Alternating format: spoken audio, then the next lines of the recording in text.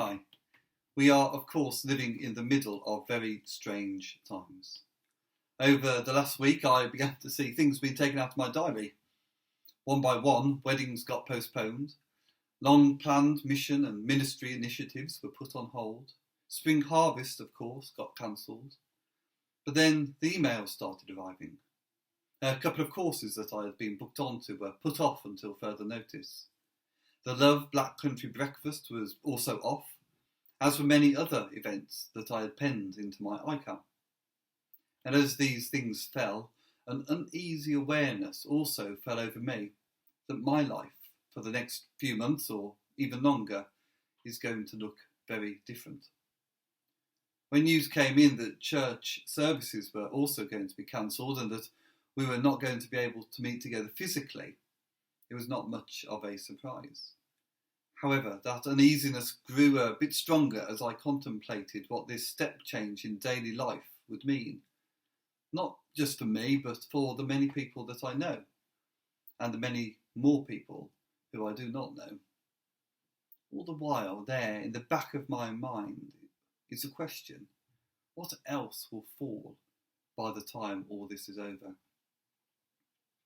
Now, one of the last acts of ministry that I carried out before the new restrictions came into place was a funeral of an elderly friend from many years back who we knew from St Matthew's.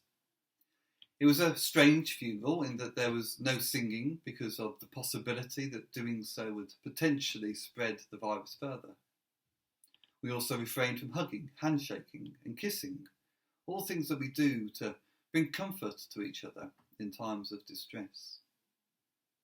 The Bible reading that we had at the funeral was from Psalm 46, and it says this: God is our refuge and strength, an ever-present help in trouble. Therefore we will not fear, though the earth give way and the mountains fall into the heart of the sea. Though its waters roar and foam and the mountains quake with their surging. There is a river whose streams make glad the city of God, the holy place where the Most High dwells. God is with her. She will not fall. God will help her at break of day. Nations are in uproar, kingdoms fall. He lifts his voice, the earth melts. The Lord Almighty is with us. The God of Jacob is our fortress. Come and see what the Lord has done, the desolations he has brought on the earth. He makes wars cease to the ends of the earth. He breaks the bow and shatters the spear. He burns the shields with fire. He says, "Be still and know that I am God. I will be exalted among the nations. I will be exalted in the earth. The Lord Almighty is with us. The God of Jacob is our fortress." That we had this reading at the funeral was not unusual.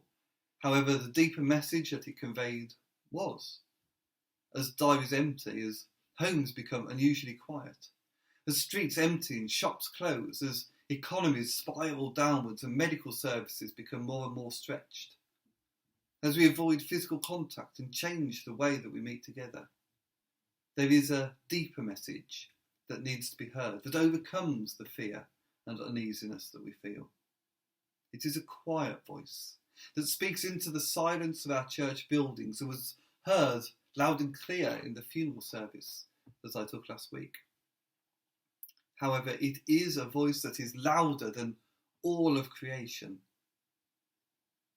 Be still and know that I am God, and I will be exalted among the nations. I will be exalted in the earth.